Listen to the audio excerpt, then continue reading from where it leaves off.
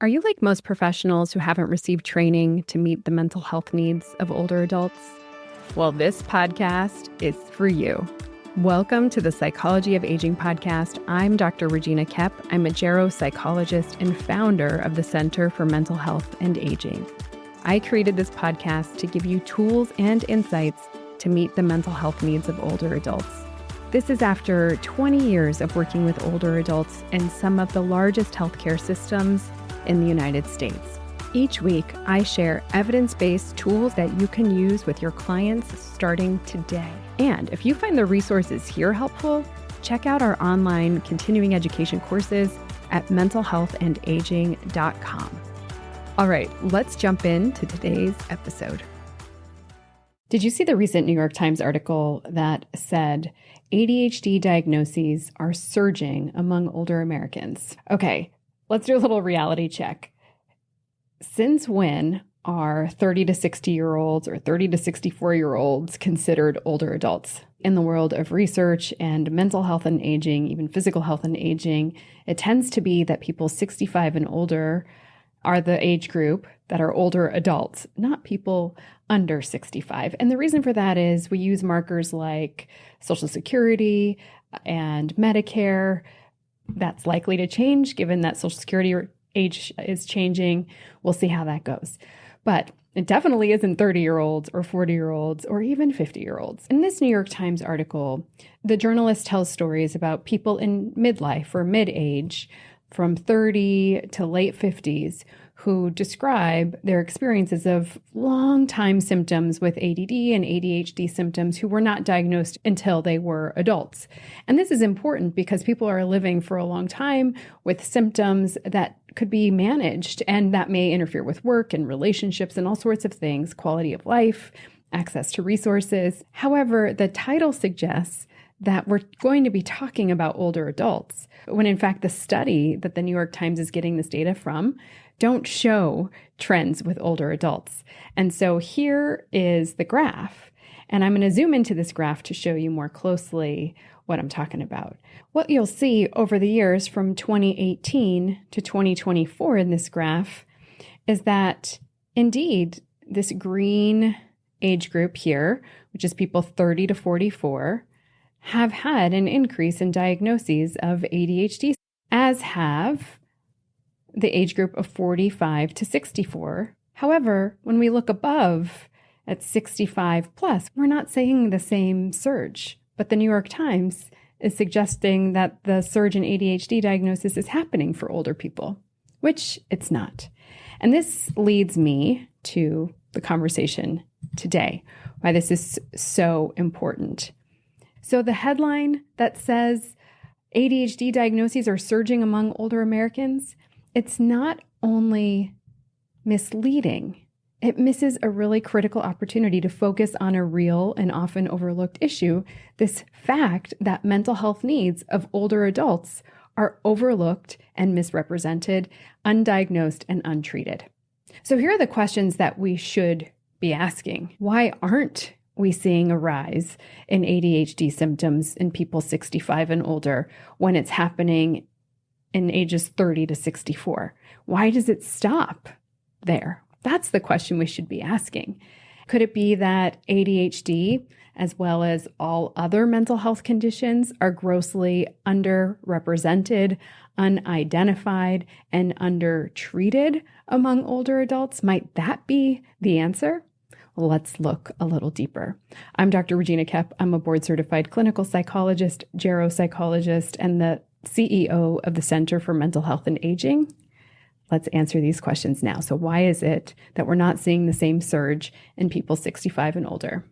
There are a lot of reasons. I'm going to list 6. One is ageism. Ageism is bias and discrimination based on age, and it disproportionately affects older people in individual ways and in systemic ways. In systemic ways, it keeps older people out of clinical trials, which would have us learn about ADHD among older adults and how symptoms might be similar or different compared to younger age groups. And so because of this exclusion from clinical trials, we don't have as much information about older adults as we do younger adults. There are not enough mental health and medical providers who are trained to identify what's typical in older adulthood and not, and to differentiate mental health versus physical health conditions. So we need to be doing better with training professionals. And this is professionals across the board. In the field of psychology, less than 2% of psychologists specialize with older adults. This is not enough to meet the mental health needs of older adults as the older population is growing. Another example, ageism would have us make the needs of older adults irrelevant, unimportant, and not high priority compared to other age groups. As a result, mental health conditions go undiagnosed and untreated among older adults.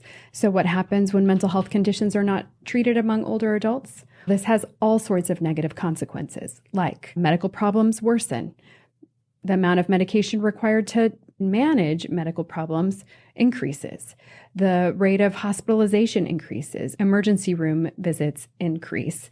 The length of hospital stay increases. When people have more hospitalizations and need more medications, there's more of a financial burden and demand, which also causes more strain in the family, not to mention caregiving strain. Then there's worse quality of life and a higher risk for suicide and fearing that you will be a burden on your family. And all of these things might be diminished or mitigated if we identify and treat mental health concerns. That's how ageism plays out. It leads us to believe that the needs of older adults are irrelevant or not as important as other age groups, which is incorrect. Another is misdiagnosis. We often misattribute mental health concerns for medical concerns or physical health concerns instead of looking further for mental health concerns. Or perhaps if we identify mental health concerns, we believe older adults won't benefit from mental health care because, after all, people don't change. Is that correct? No, that's another myth of ageism that's getting in the way of people getting care or even diagnosed. Moving down the list is stigma.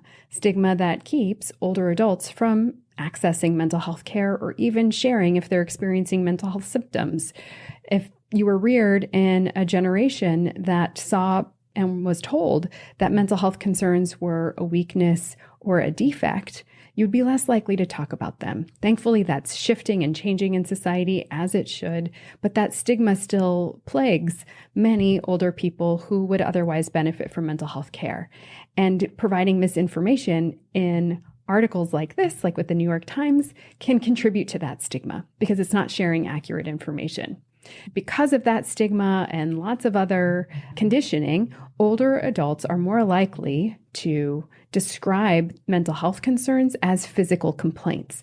And so if we're only looking at presenting problems or physical complaints at face value, we might not be digging deeper and looking deeper at mental health suffering or mental health needs. And so that, again, leads to the importance of making sure that mental health and medical providers are trained to adequately identify and meet the mental health needs of older adults.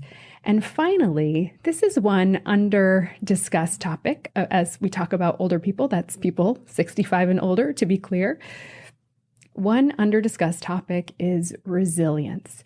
So if people who are older have ADHD, they might have been living with ADHD for 80 years and have built structures and resources around them to help navigate living with this condition without the necessary supports. And this might have helped them to develop resilience, which is grit and determination and moving through and rising above the adversity of living with a mental health condition like ADHD for a lifetime. And that resilience may give them not only fortitude, they might have found a very productive way of navigating the ADHD symptoms. And so it might be at this stage in life, it's not the primary concern anymore, as it might have been in earlier stages of life. And of course, these examples are just scratching the surface of what keeps older adults from being diagnosed and treated with mental health conditions, but it's a start. And so thanks for being here and doing this important work together. Here's what I want you to take away from this conversation today. The surge in ADHD diagnoses among middle-aged adults is a story that's worth telling and a conversation worth having. And so is the silence around mental health for people 65 and older. These are also stories that need telling and conditions that need healing and repair with accuracy and compassion, not misleading headlines like the recent one in the New York Times. Christina Karen, who is the author of that New York Times article, or New York Times. If you want to dive deeper into this conversation about mental health challenges that older adults are facing, I'd be honored to collaborate on an article with you. I've been featured twice before in the New York Times. It wouldn't hurt to have me on again. Let's spotlight the real issues and make sure no one is left out of the mental health conversation. Calling all mental health providers. Have you been feeling ineffective, stuck, or unsure of how to best help your client with memory loss? Well, it's not your fault. Most therapists haven't had any training in addressing memory loss or cognitive changes in therapy. But I got something for you. In my free 10-minute video where I walk you through 5 steps for helping your clients presenting with memory loss, you'll learn the difference between memory loss and mental health concerns for older adults and how to help. Get this free training and a bonus workbook that you can start using in your clinic today. Simply go to www.mentalhealthandaging.com/clarity to learn more. That's www.mentalhealthandaging.com/clarity, CLARITY.